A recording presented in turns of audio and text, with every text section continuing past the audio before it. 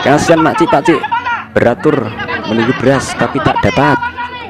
Wah, sampai gaduh begitu guys, sampai gaduh ya wah. Wah. Lihat di Indonesia ini lebih advance dalam hal keaguman perubahan khasnya teknologi pertanian di Indonesia ini. Krisis pangan menghantam tetangga, membuat harga beras melonjak dan stok menipis. Assalamualaikum warahmatullahi wabarakatuh. Oke guys, teman-teman semua, saudara semua dimanapun anda berada, semoga anda semua sehat selalu. Dan balik lagi dengan kami Al Jahlil. Nah guys, kali ini kita akan mereaksi sebuah video yang menarik guys, sebuah info guys ya. Warga Malaysia menjerit mau impor beras dari Indonesia dan ingin belajar karena pertanian Indo maju. Wah, oke, seperti apa guys infonya? Yuk langsung saja kita klik videonya guys. Malaysia ingin impor beras dari Indonesia. Wah, beras ini kami nak lebih tumpu kepada teknologi yang dilihat di Indonesia ini lebih advance dalam hal keaguman perubahan khasnya teknologi pertanian di Indonesia ini. Krisis pangan menghantam tetangga, membuat harga beras melonjak dan stok menipis. Di tengah kekacauan ini, warga Malaysia menjerit dan membuat pejabatnya agar segera mengimpor beras dari Indonesia. Baru-baru ini Menteri Malaysia ke Indonesia ingin impor beras, dan mereka mengakui bahwa pertanian Indonesia kini jauh lebih maju dan produktif dibandingkan negaranya. Malaysia pun ingin belajar dari Indonesia yang sudah maju dengan hal itu. wah, Malaysia ingin belajar guys dari Indonesia. Kasihan makcik-pakcik beratur menunggu beras tapi tak dapat. Wah, sampai gaduh begitu guys, sampai gaduh ya wah. Wah.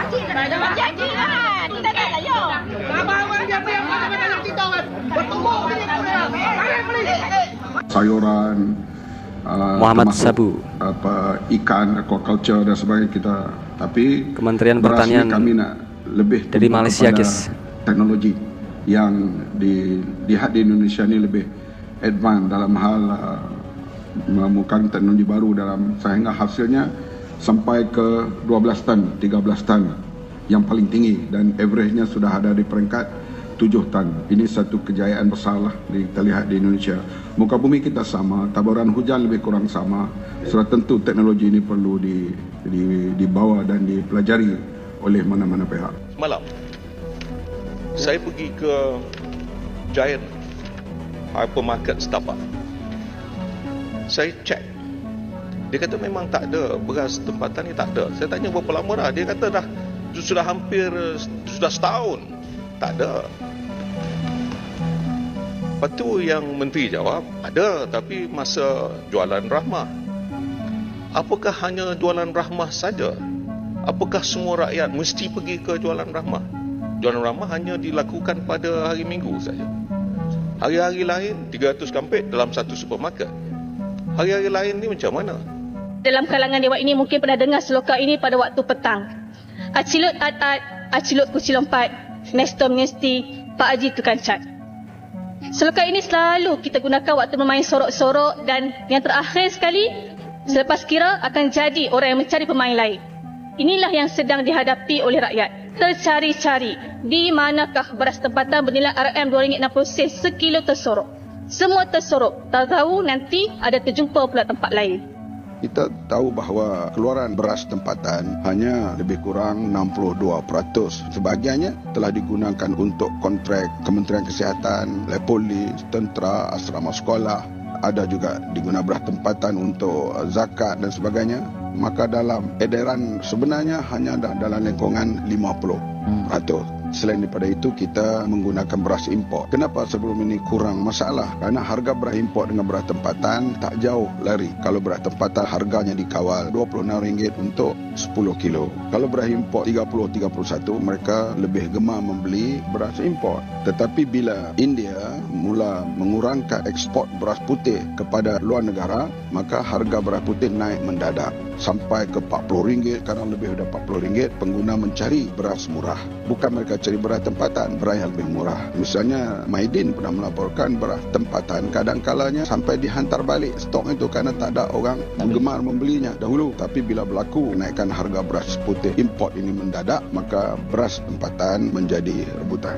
Berita melaporkan Menteri Pertanian dan Keterjaminan Makanan Abang Mat Sabu kita, dia mengatakan bekalan beras putih tempatan hari ini dah tersedia di pasaraya di seluruh negara mengikut jadual.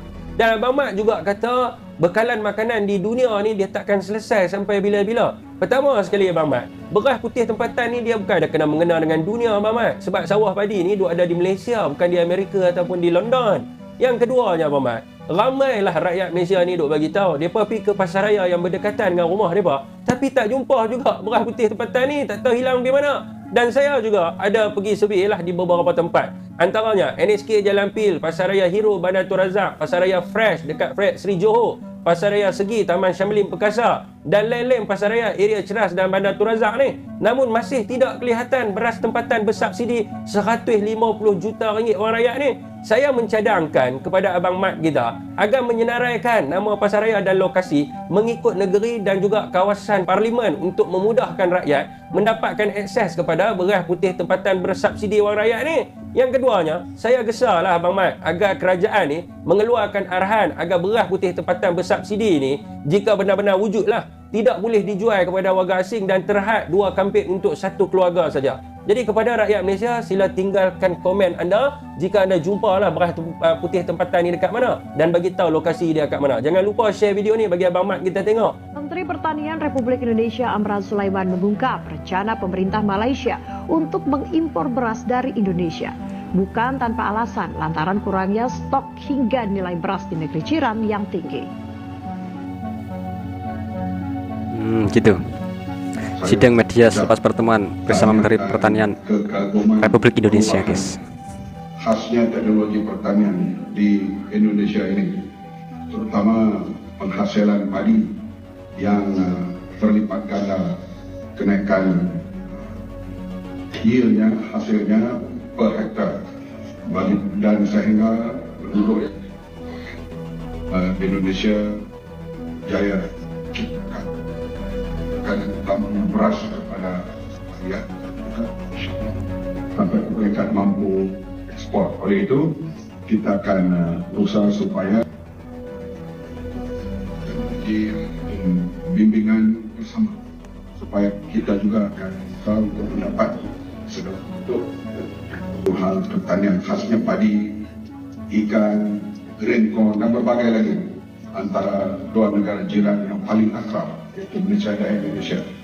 Perbincangan berjalan dengan begitu tanpa protokol sebab kita macam abang adik bersaudara dan kita ada lihat beberapa kelebihan yang ada di sini yang perlu kami pelajari, dan begitulah juga sebaliknya. Dan pihak kami khasnya MARDI, yaitu satu badan penyelidikan Malaysia, akan terus berkolaborasi dengan pihak Kementerian Pertanian di Indonesia ini supaya kita dapat bertukar-tukar, terutama sekali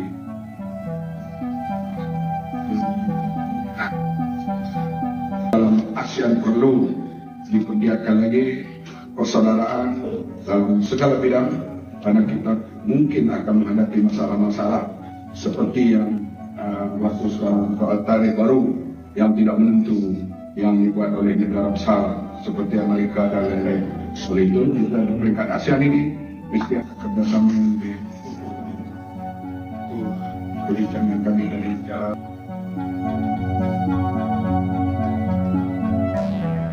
Indonesia perlahan jadi penyelamat di tengah krisis pangan negeri jiran.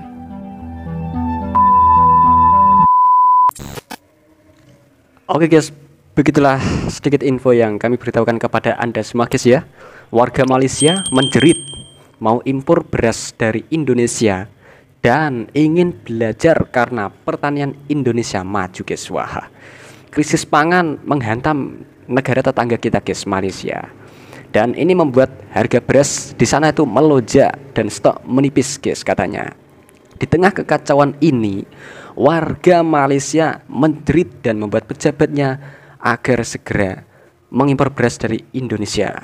Baru-baru ini Menteri Malaysia ke Indonesia guys ya, ingin impor beras, dan mereka mengakui bahwa pertanian Indonesia kini jauh lebih maju dan produktif dibandingkan negaranya guys katanya. Wah, Malaysia pun ingin belajar dari Indonesia yang sudah maju dengan hal itu. Indonesia perlahan jadi penyelamat di tengah krisis pangan di negeri jiran itu guys ya. Wah, ya oke lah, nggak apa-apa kalau mau belajar ya. Oke, semoga warga Indonesia menerima. Oke guys, cukup sekian reaksi kami kali ini. Video kali ini bersumber dari YouTube channel The Wanderers. Jangan lupa subscribe, like, dan komen channel ini guys ya. Oke, jika ada kesalahan kata-kata yang kami ucapkan, kami mohon maaf sebanyak-banyaknya. Terima kasih. Wassalamualaikum warahmatullahi wabarakatuh. Thank you.